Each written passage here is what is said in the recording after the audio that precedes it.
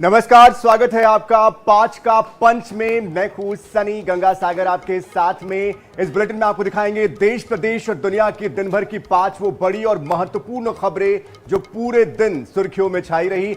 बारी बारी से आपको बताते हैं कौन सी वो पांच बड़ी खबरें हैं। सबसे पहले बात करेंगे बिहार पीएससी एग्जाम की, जिसको लेकर छात्रों ने मोर्चा खोल दिया है और पीएससी एग्जाम को रद्द करने की मांग की है। 70वां पीएससी एग्जाम था और जिस तरह से रांची में आपने देखा पीएससी एग्जाम रद्द करने को लेकर मांग उठी थी, ठीक उसी तरीके से अब बिहार में भी छात्रों ने मोर्चा खोला, सीएम आवास का घेराव करने की कोशिश की। हालांकि इस दौरान वाटर कैनन का इस्तेमाल हुआ, लाठीचार्ज भी हुआ, एक छात्र का सिर भी फूटा, पुलिसकर्मियों को भी चोटें आई है। क्या कुछ हुआ इस आंदोलन में वो भी आपको बताएंगे। दूसरी खबर इलाहाबाद हाईकोर्ट से है, जहां पर हिजाब को लेकर कक्षा 11वीं की छात्रा ने एक याचिका लगाई थी, जिसको कोर्ट ने निरस्त कर दिया और कोर्ट ने कहा कि हिजाब को बिल्कुल भी नहीं माना जा सकता, क्योंकि स्कूल के लिए एक तय यूनिफॉर्म है जो सभी को समानता का अधिकार देता है, समानता को दर्शाता है और इसीलिए यूनिफॉर्म के लिए जो याचिका लगाई गई थी उसको स्वीकार नहीं किया जा सकता है। क्या ये मामला और कैसे कर्नाटक में भी 2022 में कुछ ऐसा ही मामला आया था, उसका भी जिक्र करेंगे, बताएंगे आपको। तीसरी खबर मध्य प्रदेश से है, जहां पर मोहन कैबिनेट ने कई अहम प्रस्तावों पर मुहर लगाई है। 10,630 करोड़ रुपए की परियोजनाओं को मंजूरी दी गई है। इसमें सड़कों की बात भी की जा रही है, किसानों की बात भी की जा रही है। आपके और हमारे लिए भी क्या खास है वो भी आपको दिखाएंगे, बताएंगे। और चौथी खबर छत्तीसगढ़ से है, जहां पर सुकमा और कांकेर दोनों जगहों से नक्सलियों के डंप किए हुए हथियार बरामद हुए हैं, बड़ा जखीरा बरामद हुआ है और क्या क्या यहां पर मिला है ये भी दिखाएंगे। और बताने और दिखाने वाली खबर पांचवी और आखिरी खबर है, क्योंकि आफत की बारिश रुकने का नाम नहीं ले रही है। कई जिले ऐसे हैं जहां पर जीवन यापन करना मुश्किल हो चुका है, कई जगहों पर कई दुर्घटनाएं हुई है, कई लोगों की जान तक चली गई है। कहां पर किस राज्य में क्या स्थिति है, क्या हालात है, वो भी आपको डिटेल में बताएंगे। तो ये पांच वो खबरें हैं जो आज पूरे दिन सुर्खियां बटोरती रही।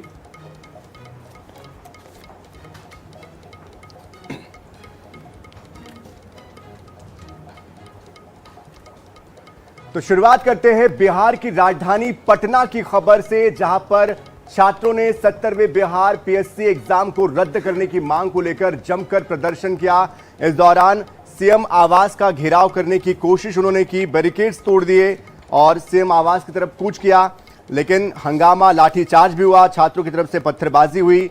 टाउन डीएसपी कामाख्या नारायण सिंह इस मुठभेड़ में या कह लीजिए झुमा-झटकी में घायल भी हुई, उनको चोटें आई है। और इसके बाद डाक बंगला पर सीआरपीएफ जवानों के साथ उनकी धक्का मुक्की की खबरें भी सामने आई। पुलिस ने रोकने के लिए वाटर कैनन का इस्तेमाल किया, लेकिन जंतर मंतर पर और बिहार में जिस तरह से पहले प्रदर्शन हुआ था, आपको याद होगा बिहार की ही एक खबर आई थी जब बच्चों ने वाटर कैनन के इस्तेमाल के दौरान शैंपू निकालकर सर धोना शुरू कर दिया था। कुछ ऐसा ही यहां पर भी हुआ, बच्चों ने मस्त सर धोया अपना, इसका वीडियो बनाया, वीडियो वायरल किया और इसकी खबरें भी अब खूब वायरल हो रही है। इसके अलावा छात्रों के प्रदर्शन के बीच बंकर गाड़ी बुला ली गई, प्रदर्शनकारियों को, छात्रों को हिरासत में भी लिया गया। छात्रों की मांग यही है कि 70वीं बिहार पीएससी परीक्षा जो की गई थी उसको रद्द किया जाए।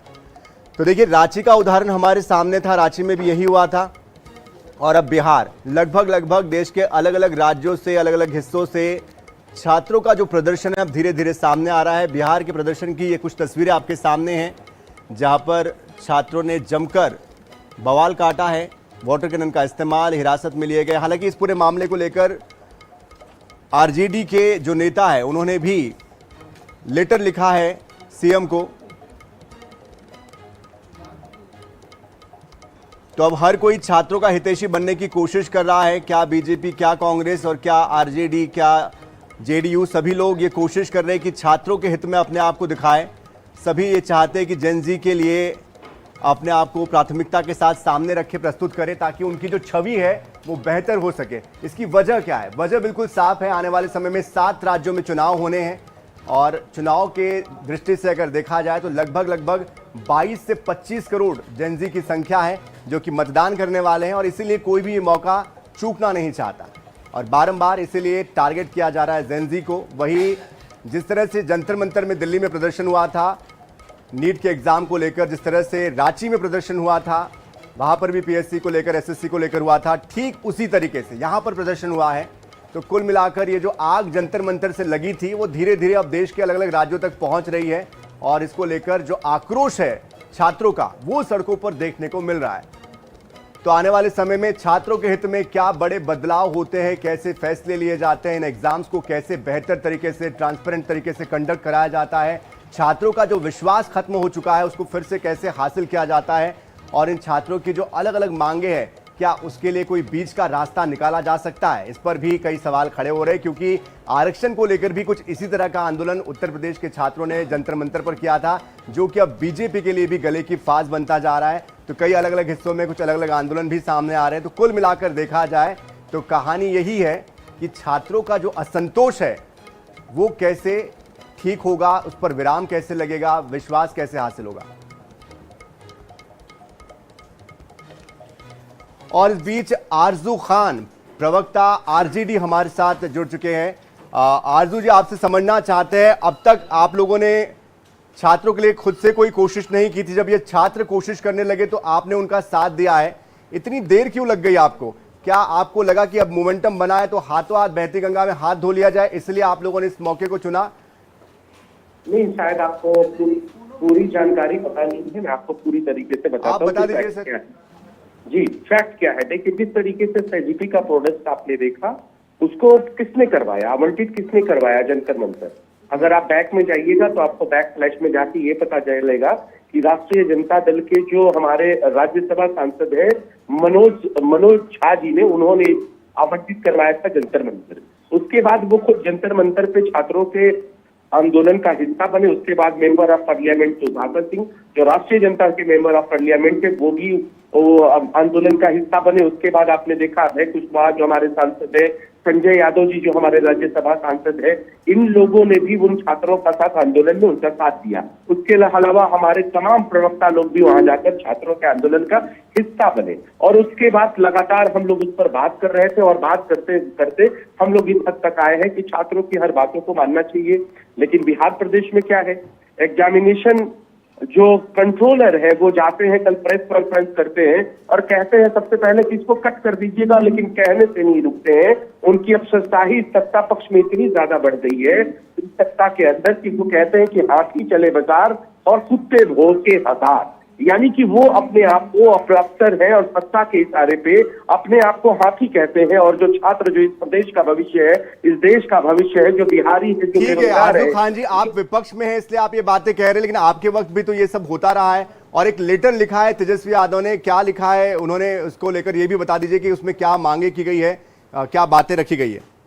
उनकी सारी मांगों को, जो छात्रों ने अपनी मांग कही थी, उसको लिखित में उन्होंने भेजा है और उसी को जवाब तलब करने की बात कर रही है। लेकिन ये पहले बार का मौका नहीं है कि जब छात्रों के समर्थन में उन्होंने किसी को चिट्ठी लिखा और उसका जवाब नहीं मिला हो। पिछले भी बारे में आपने देखा होगा कि लगातार वो नीतीश कुमार के भी कैबिनेट मंत्रालयों को चिट्ठी लिखते आए हैं, नीतीश कुमार जी को चिट्ठी लिखते आए हैं 2025 से पहले, और उसके भी जवाब नहीं मिले। और मुझे पूरा यकीन है आज भी जवाब नहीं मिलेगा।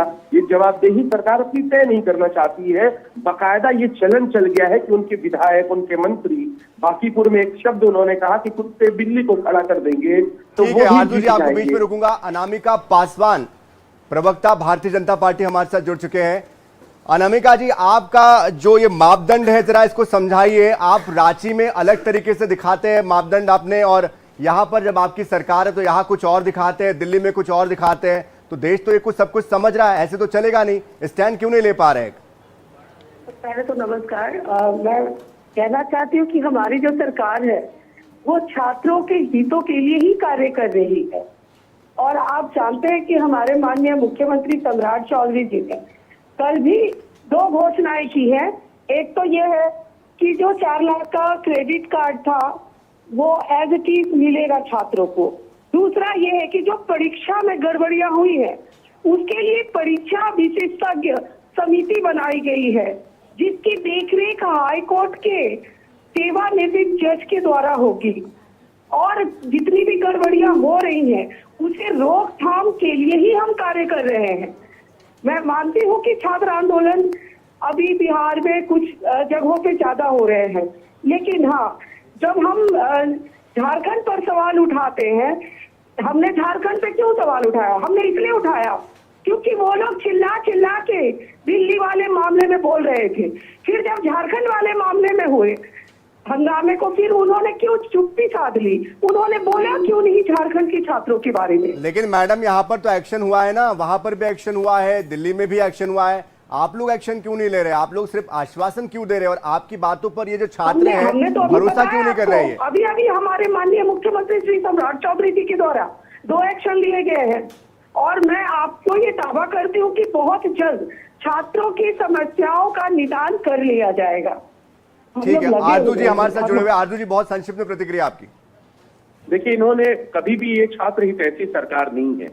ये ऐसे शिक्षा मंत्री को आपके ऊपर चस्पा कर देते हैं, बिठा देते हैं, जिनका अगर हम बैकग्राउंड देखना चाहेंगे तो वो पता चलता है कि पंडित दीनदयाल उपाध्याय इंटर कॉलेज बरौली के अंदर 50 लाख के गबन के आरोपी हैं और उन्होंने खुद अपने 14वें हल्फनामे में दिया। तो ये नॉन सीरियस लोग हैं। इतने दिन से जंतर मंतर पे दिल्ली में जाकर चलिए बैठे ठीक है, रहे। समय मुझे रोक रहा है। सीरियस कौन है और कौन नहीं है जनता भी देख रही है। बहुत शुक्रिया आरजू खान जी आपका भी, अनामिका पासवान जी आपका भी बहुत शुक्रिया हमारे साथ जुड़ने के लिए।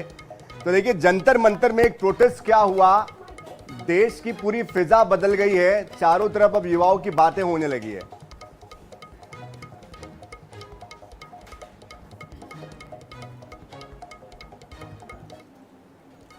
अगली खबर उत्तर प्रदेश के इलाहाबाद हाईकोर्ट से जुड़ी हुई है, जहां पर हिजाब को लेकर जो याचिका लगाई गई थी, कोर्ट ने उसको खारिज कर दिया है और यह कहते हुए खारिज किया है कि दरअसल स्कूल का अपना एक यूनिफॉर्म तय होता है और इसको बदला नहीं जा सकता है। सभी छात्रों के लिए समानता का अधिकार होता है और इसीलिए ये यूनिफॉर्म बदलना नियम के खिलाफ है और इसलिए इसका पालन करना पड़ेगा। 11वीं कक्षा की एक छात्रा ने ये याचिका लगाई थी। हाईकोर्ट ने कहा कि यूनिफॉर्म की बदौलत बिना किसी धार्मिक भेदभाव वाला माहौल बना रहता है, इसलिए कोई भी छात्र या छात्रा स्कूल के तय किए गए ड्रेस कोड को बदलने की जिद नहीं कर सकता। साथ ही कोर्ट ने आगे कहा कि स्कूल में व्यक्तिगत आधार पर हिजाब पहनने की अनुमति नहीं दी जा सकती है। ये यूनिफॉर्म के विचार के खिलाफ होगा। इससे स्कूल के अनुशासन को तय करने के लिए अधिकार संस्थान के बजाय अलग अलग छात्रों के हाथों में चले जाएंगे। बता दें कि एक नाबालिग छात्रा ने ये याचिका लगाई और स्कूल ड्रेस के कोड में हिजाब पहनने की बात उसने कही थी। ऐसा ही मामला 2022 में कर्नाटक से सामने आया था। आपको याद होगा, एक बड़ा कैंपेन इसमें चला था और इस पर राजनीति भी बहुत हुई थी। वो भी मामला सुप्रीम कोर्ट में अब भी पेंडिंग है और इस मामले में तो आपको मैंने बता ही दिया है। ऐसे में एक बार फिर से हिजाब को लेकर ये जो बातें होने लगी है, हालांकि कोर्ट ने साफ कह दिया है कि स्कूल का ड्रेस कोड है और उसको आपको पालन करना होगा।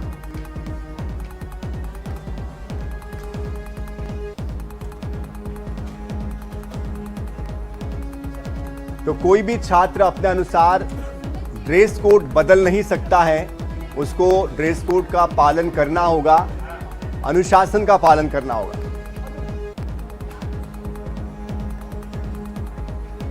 हालांकि इस पर जो दूसरा पक्ष है उसका अपना पहलू है। उसका ये कहना है कि भाई हमारा जो संविधान है सभी को अपने धर्म का पालन करने की अनुमति देता है।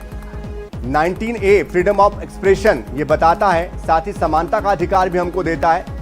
लेकिन जब आप स्कूल चले जाते हैं तो वहाँ की जो यूनिफॉर्म है वो सबके लिए लागू होती है। ये भी एक कोड है, ये भी एक नियम है। ऐसे में कुछ ना कुछ कॉन्ट्राडिक्शन जरूर इसमें है। आगे इस पर क्या होता है ये भी देखना होगा।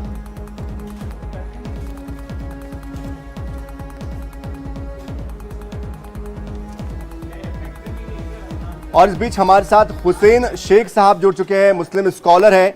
उनसे ही इस बारे में समझते हैं। हुसैन जी, आपसे समझना चाहते हैं, इसको आप कैसे देखते हैं? हाईकोर्ट ने जो कहा है कि स्कूल में हिजाब पहनने की इजाजत नहीं दी जा सकती है। मुझे एक बात समझ में नहीं आती कि ऐसा मतलब हिजाब में क्या प्रॉब्लम है? क्या वो जो लड़की है उसके ऊपर पहले कोई आतंकवादी का केस चल रहा है, या क्या कोई वो अपराधी है जो इस तरह से हिजाब नहीं कर सकती, या हिजाब जो है आतंकवादियों का ड्रेस कोड है कि उसको मना किया जा रहा है?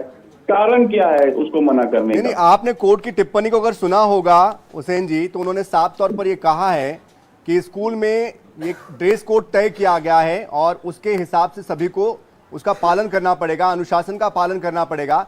किसी छात्र के अनुसार ये नियम नहीं बदले जा सकते। सभी को समान दिखाने के लिए, सभी को एकता का भाव लाने के लिए ये किया जाता है। देखिए सर, एकता का भाव एक हेलो जी, यहाँ पे आपको एक पंजाब का मैं आपको वो देता हूँ, पंजाब का उदाहरण देता हूँ। पंजाब में सिखी है सिख में पग जो है पगड़ी बांधी जाती है, तो क्या करना चाहिए? उनको भी रोकना चाहिए हमें। आगे क्या आप इसको चैलेंज करेंगे आप सुप्रीम कोर्ट में? देखिए, ये चैलेंज होना चाहिए, गलत है। अगर किसी की, देखिए संविधान अगर हमें धर्म की पालना करता है और अगर वो बच्ची चाहती है कि वो हिजाब में आए, तो उसमें दिक्कत क्या है? दिक्कत बेसिक तो दिक्कत की बात है ना, दिक्कत क्या है? पहले क्या कुछ अब भी हिंदू धर्म में कुछ लोग पर्दा नहीं करते? क्या घूंघट नहीं लेते? आज भी अगर इंटीरियर किसी गांव में जाएंगे उत्तर प्रदेश के आप, तो आपको मिलेगा कि गांव की कुछ औरतें पर्दा करती हैं। तो क्या वो गलत कर रही हैं? कल उनको भी समानता नहीं मिल रही। ठीक है, चलिए बहुत शुक्रिया हुसैन जी हमारे साथ जुड़ने के लिए।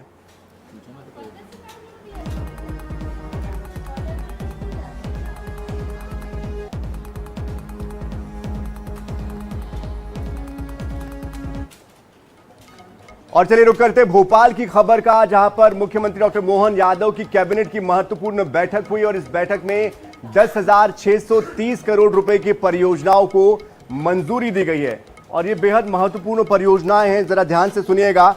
सिवनी बालाघाट 4 लेन बाईपास समेत कई सड़कें इस परियोजना में शामिल की गई है, जिसमें भोपाल, विदिशा, खलघाट, मनावर, मंदसौर, सीतामऊ, बसई, सुवासरा मार्ग और पूर्वी भोपाल बाईपास को 6 लेन करने के प्रस्ताव को मंजूरी दे दी गई है। किसानों से जमीन अधिग्रहण के आपसी सहमति की स्थिति में 4 गुना तत्काल प्रभाव से इसका मुआवजा देने की बात कही गई है, यानी कि जो मार्केट रेट होता है उसके अनुसार। वही किसानों के लिए फार्मर आईडी बनाने का काम शुरू हो चुका है। खाद की बुकिंग के लिए व्हाट्सएप सुविधा भी शुरू करने की तैयारी की गई है। वही मुख्यमंत्री ने अतिवृष्टि वाले जिलों में राहत बचाव और कम बारिश वाले जिलों के लिए पहले से ही कार्य योजना बनाने के निर्देश दे दिए हैं। रक्षाबंधन पर लाडली बहनों को 250 रुपए अतिरिक्त देने की जानकारी भी दी गई है।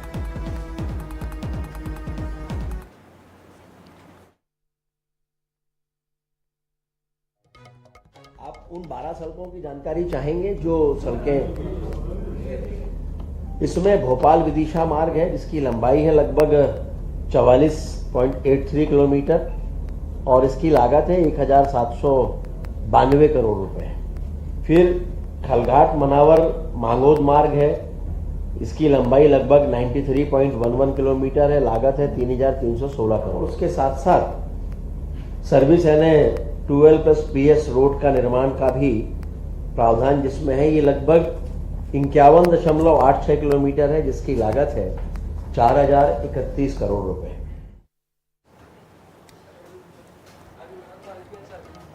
और इस पूरी खबर पर अधिक जानकारी के लिए हमारे साथ हमारे मध्य प्रदेश के ब्यूरो चीफ अनुराग मालवीय भी जुड़ चुके हैं। सीधे उनका रुख कर लेते हैं।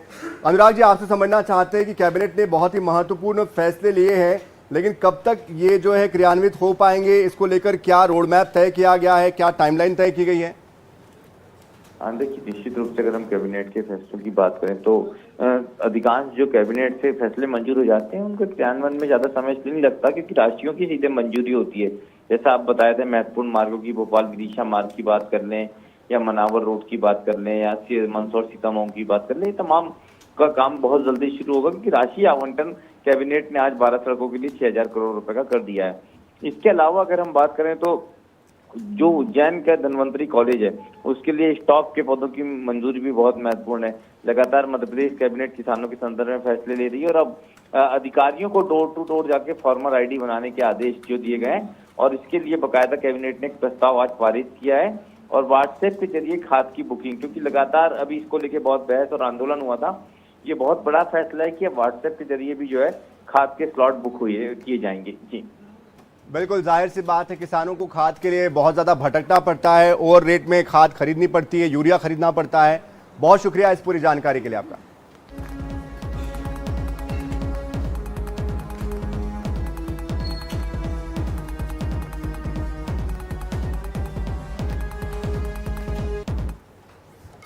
और 5 का पंच की अगली खबर छत्तीसगढ़ के बस्तर से है, जहां पर कांकेर और सुकमा में सुरक्षा बलों को बड़ी कामयाबी मिली है, जहां नक्सलियों का डंप किया हुआ हथियारों का जखीरा बरामद हुआ है और 2 जगहों से यह जखीरा बरामद हुआ है। कांकेर के छोटे बेटिया में ये पहले तो यहां पर मिला है और इसमें 4 बंदूकें शामिल हैं। साथ साथ इस डंप में 3 बैरल है, एक वायरलेस सेट है, जीपीएस है, बिजली के तार, सोलर प्लेट, नक्सली सामग्री इसमें बरामद हुई है। वही सोमवार को सुकमा में भी बड़ी कामयाबी मिली, जहां पर जिला बल, डीआरजी और बस्तर फाइटर्स के जवानों ने जंगल में छुपाकर रखे हुए हथियार, गोला बारूद, विस्फोटक समेत अन्य सामग्री को बरामद किया है। एसपी मयंक गुर्जर, एएसपी रोहित शाह के मार्गदर्शन में आत्मसमर्पित नक्सलियों के निशानदेही पर यह सामग्री बरामद की है। तो जवानों ने भेज्जी थाना इलाके के भंडार पदर और मुनूरकोंडा पहाड़ी जंगल क्षेत्र में सर्च ऑपरेशन चलाया, जहां जवानों को बड़ी मात्रा में नक्सल डंप सामग्री मिली है। मौके पर ऑटोमेटिक हथियारों सहित कई देसी हथियार, बीजीएल लॉन्चर, बड़ी मात्रा में जिंदा कारतूस, गोला बारूद, विस्फोटक और अन्य नक्सल सामग्री यहां से बरामद हुई है।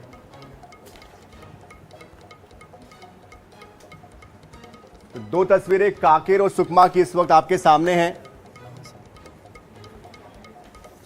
तो एक बड़ी उपलब्धि है ये भी। तो लगातार जो आत्मसमर्पित नक्सली है वो सहयोग करते हुए ये बता रहे हैं कि कहां पर उन्होंने कितना हथियारों का डंप किया है, कहां पर कैश डंप किया है।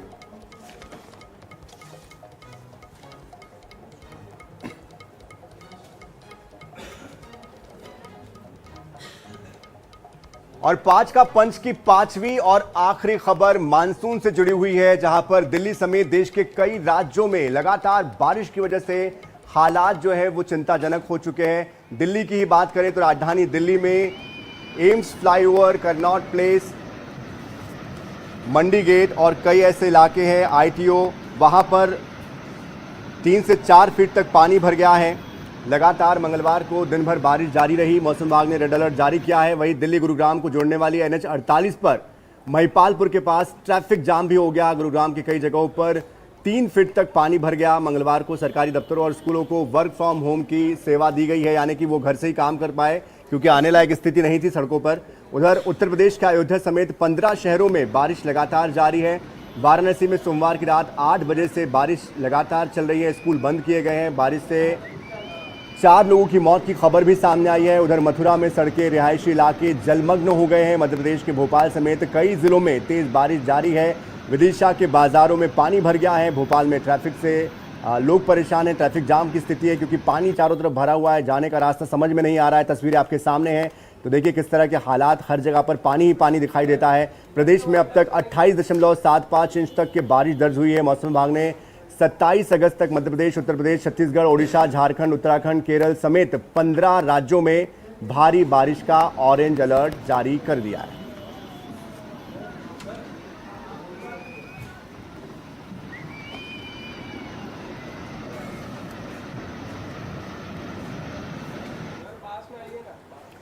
तो इसी के साथ 5 का पंच में फिलहाल के लिए इतना ही। ताजा खबरों के लिए, अपडेट्स के लिए आप बने रहिए INS 24/7 के साथ। नमस्कार।